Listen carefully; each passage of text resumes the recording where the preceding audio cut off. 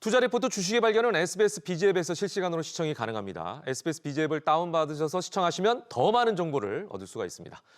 자, 최근 글로벌 IB와 국내 증권가가 코스피 목표치를 7,000포인트 이상으로 잇따라 상향하고 있는 상황인데요. 정작 시장은 하루에도 급등락을 반복하면서 변동성이 오히려 더 커지는 모양새입니다. 자, 실제로 코스피 지수 변동성이 6년여 만에 최고치로 치솟았다고 하는데요. 낙관적 목표가와 달리 지금 시장이 불안정하게 움직이는 이유를 좀 짚어보면 좋을 것 같아요.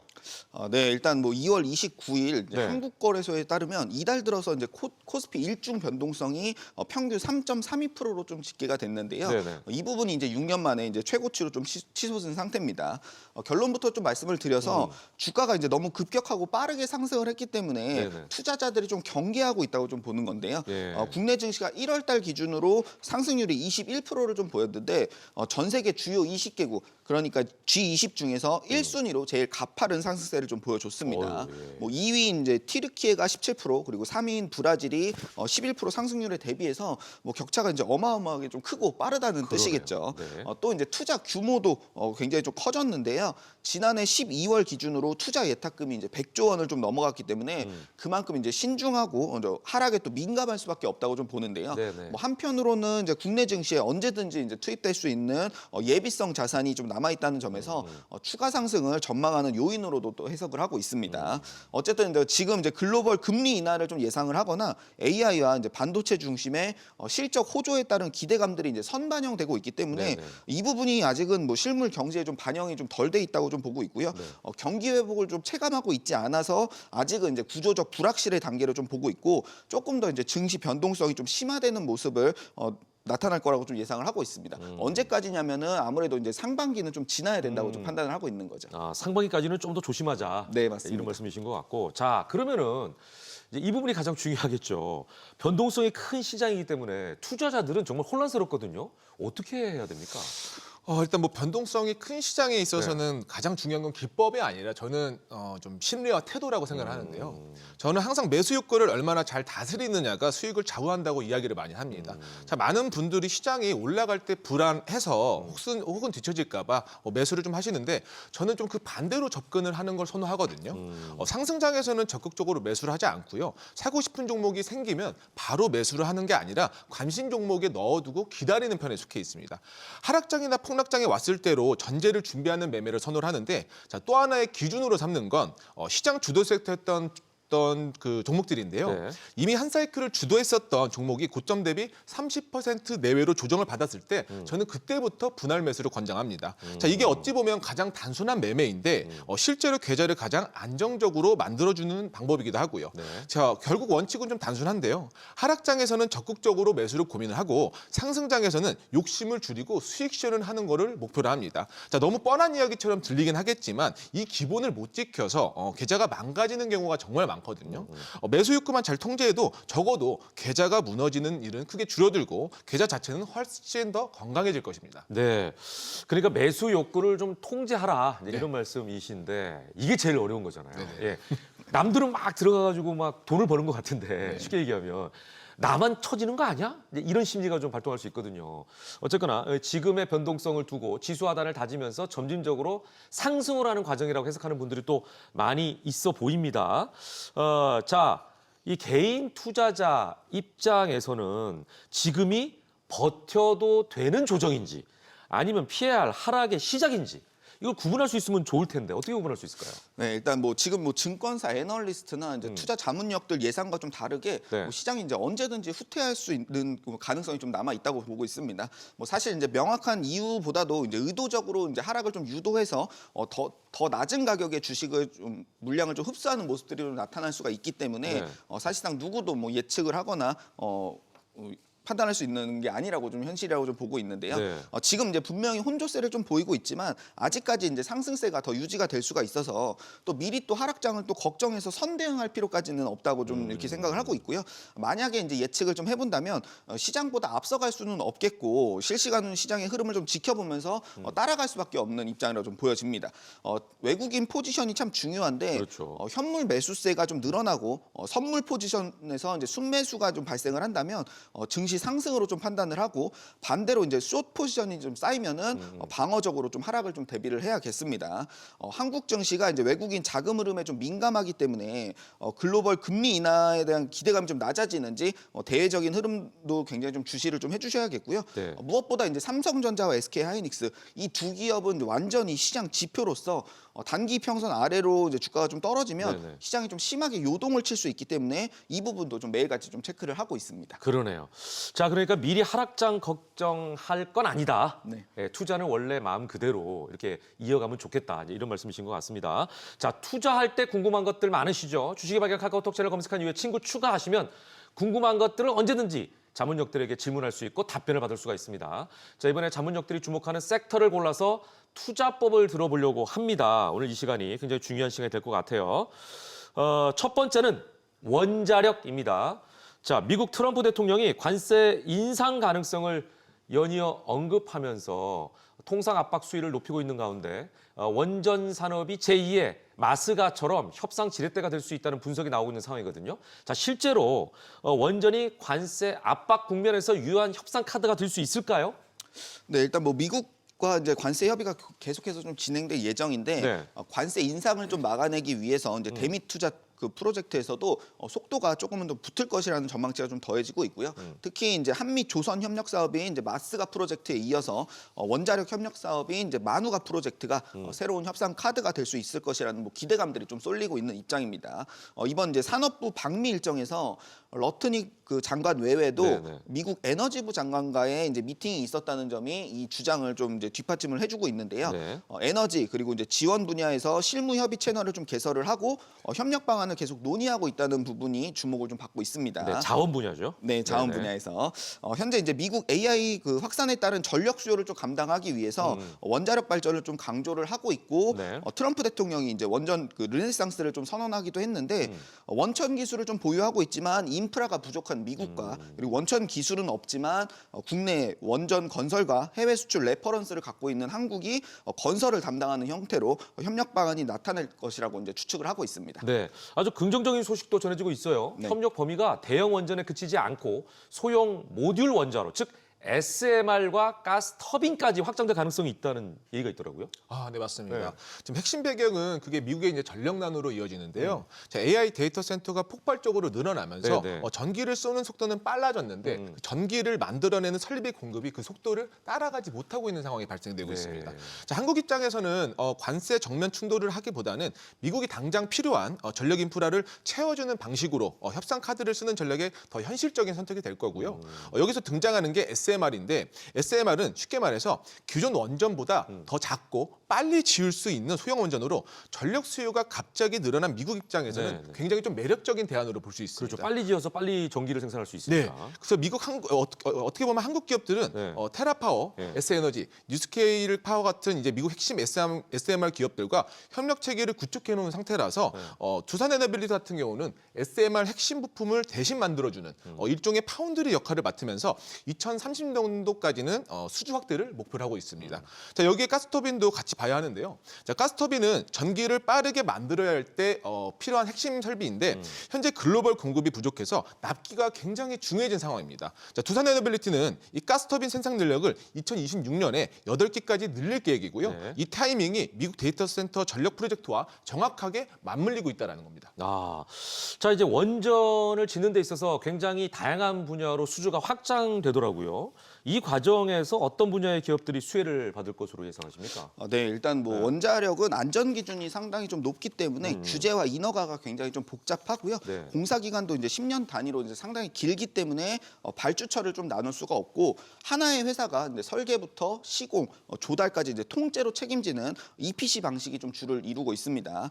건설 이후에도 이제 40년에서 50년 이상 단위로 이어지는 장기 사업이기 때문에 국가 단위 프로젝트로 좀 관리가 되고 있고요. 이 뜻은 이제 정책적인 수혜가 좀 같이 들어가게 된다는 뜻이겠죠. 네네. 그래서 먼저 이제 한국전력인데 원전의 이제 기본 설계와 안전성 그리고 이제 전력 계통의 운영을 총괄하는 핵심 주체고 APR 1400 표준 설계 그 기술을 좀 보유하고 있기 때문에 네. 국내와 이제 해외 원전 수출 그리고 SMR까지 이제 구조적인 수혜를 좀 받는 기업이고요.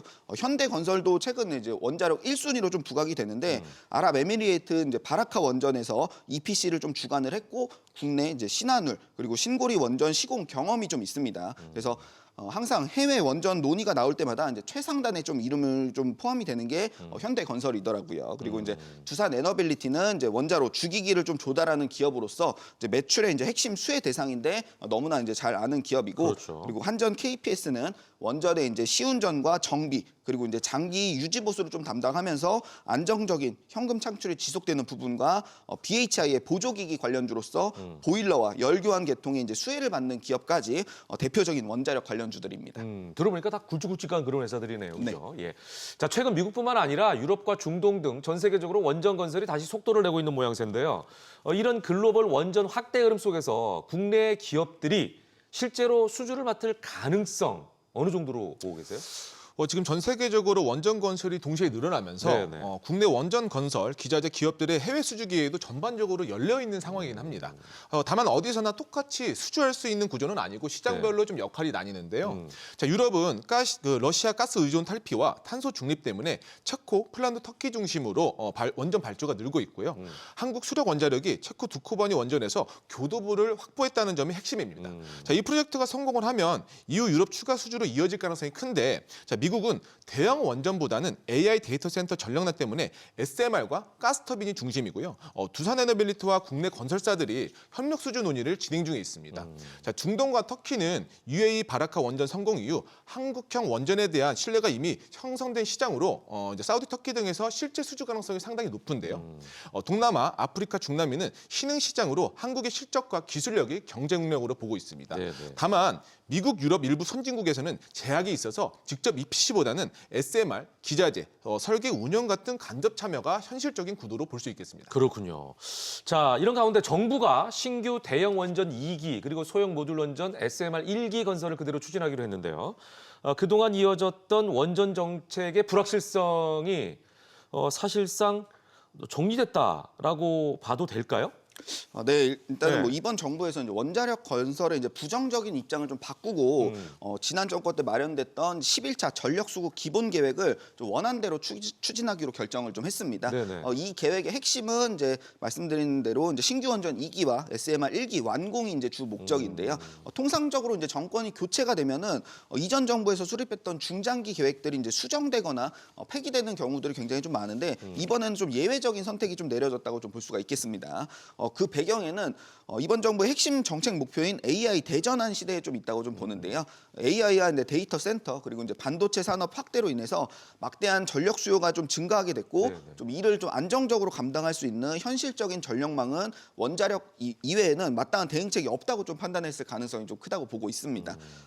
신재생 에너지는 이제 보완제 역할로 좀 가능은 하겠지만 AI 시대를 좀 뒷받침하는 기저 전력으로서 책임지기에는 조금은 좀 부족하고요. 그렇죠. 출력 안정성과 이제 공급 지속 측면에서 원전 정책을 좀 실용적으로 선택했을 것이라고 좀 보고 있습니다. 그렇죠. 최근에 이제 반대되던 이제 국민 여론들도 원전 건설에 좀 우호적으로 좀 변하는 추세라서 네네. 정책의 이제 신빙성과 추진 속도 이제 모두 높아질 것으로 좀 기대를 하고 있는데 부지 선정과 인허가 등의 이제 환경 문제는 여전히 좀 풀어야 될 숙제로 좀 남아 있습니다. 네, 그러니까 현실적인 상황에서 좀 생각해야 되는 게 아닌가. 그래서 병행해야 될 것 같다는 생각이 네. 들어요, 그죠?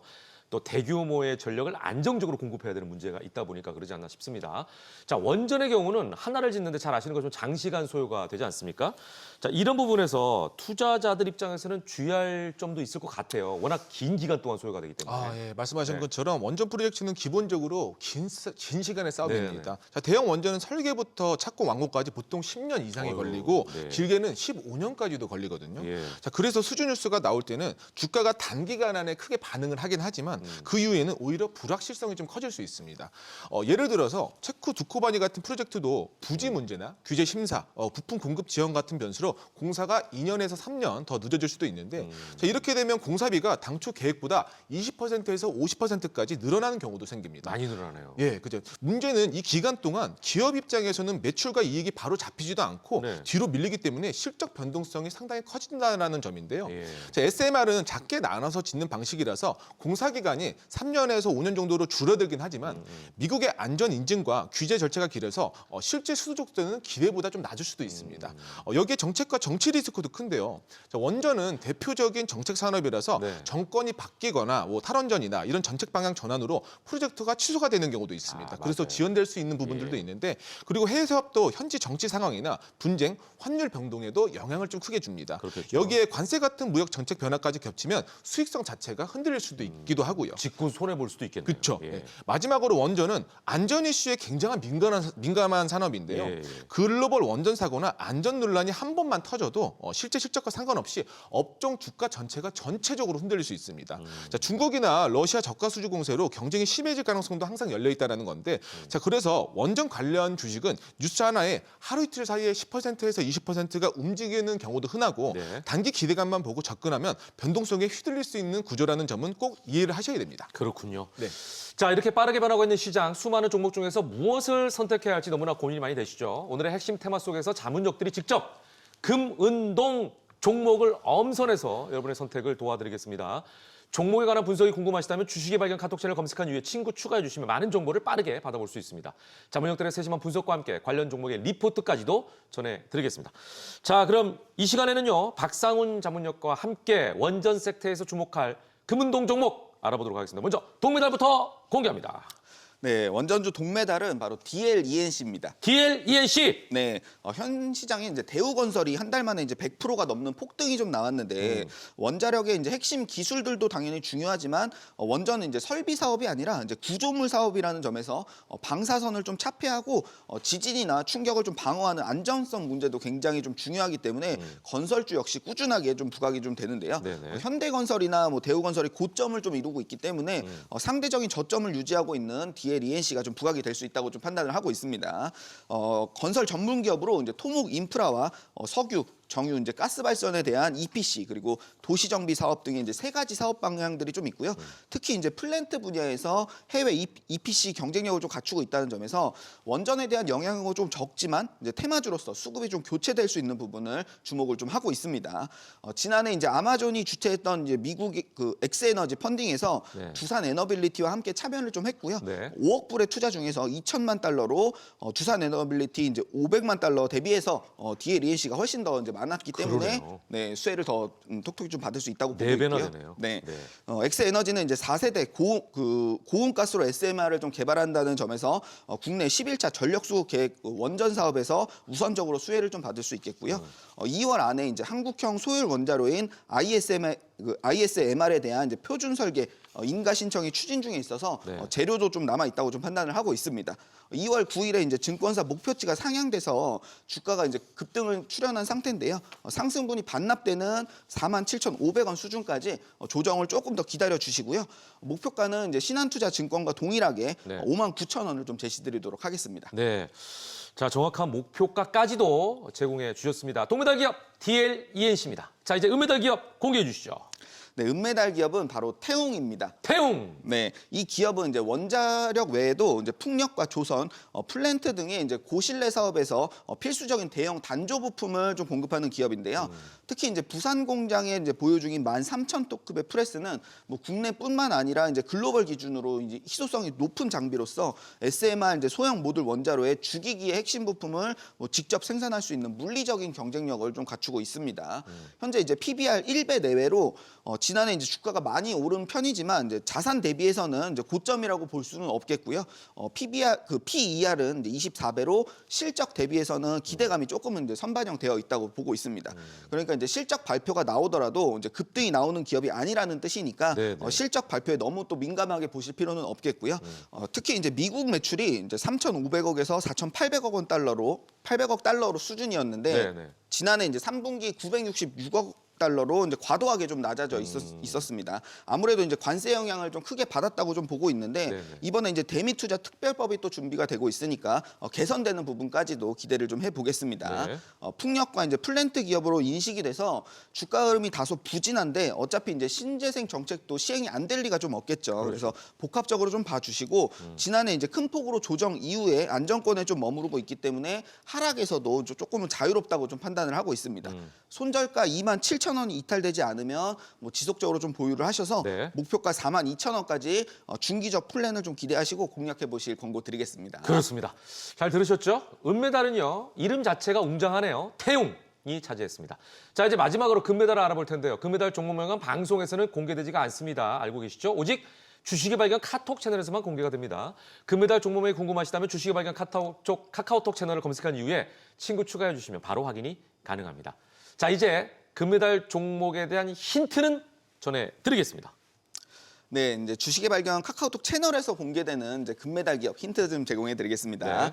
공냉식 열교환기 분야에서 전 세계 점유율 1위를 좀 기록하는 기업으로서 원자력뿐만 아니라 이제 화력, 가스 발전소까지 에너지 플랜트의 핵심 기자재를 좀 공급하는 기업입니다. 그렇군요. 그러니까 열을 식히는 기술을 갖고 있는 그런 기업이다 볼 수가 있겠네요. 네, 맞습니다. 자, 이 종목을 금메달로 뽑은 박상훈 자문장만의 특별한 이유가 있겠죠? 네, 일단 뭐 이 기업은 질소 산화물 저감 장치인 SCR을 통해서 친환경 규제인 ESG 대응 설비를 좀 갖추고 있어서 네네. 최근에 좀 부각이 좀 되고 있고요. 가장 중요한 이제 사우디아라비아 아람코와의 이제 플란트 기자재 장기 조달 계약이 좀 체결되면서 중동의 이제 오일머니를 흡수하는 부분까지 이제 원자력을 넘어서 이제 세일가스와 LNG 발전 설비까지 에너지 하면은 이제 빠질 수 없는 1순위 기업입니다. 네. 지난해 이제 매출액이 이제 106%가 증가했고 네. 영업이익이 400% 이상 호실적이 좀 나왔는데 특히 이제 3년 사이 매출액이 이제 3배 이상 증가하면서 AI 시대 전력난에서 오는 낙수 효과를 가장 크게 받은 기업이라고 좀 평가를 받고 있고요. 네. 이번에 체결된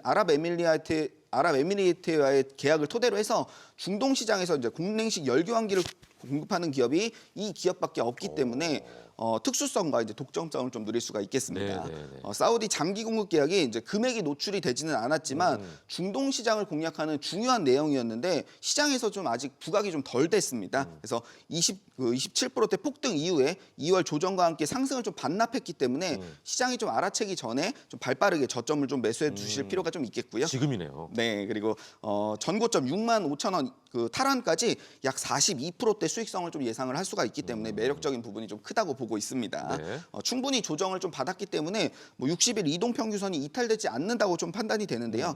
혹시나 이제 4만 원 이하로 하락을 하게 된다면 손절 대응하셔서 하락 리스크를 좀 줄여보시길 바라겠습니다. 네, 박상훈 자문장의 금메달 종목이 궁금하신가요? 지금 주식의 발견 카톡 채널에서 공개가 됩니다. 주식의 발견 카톡 채널 검색한 이후에 친구 추가하시면 바로 확인할 수 있습니다. 종목명은 물론 분석과 투자 리포트, 주식의 A부터 Z까지 모든 걸 알 수 있는 전자책도 드리고 있으니까요. 많은 참여 부탁드리겠고요. 모든 투자의 최종 판단은 투자자의 몫이니만큼 현명한 투자하시길 매번 강조드리겠습니다.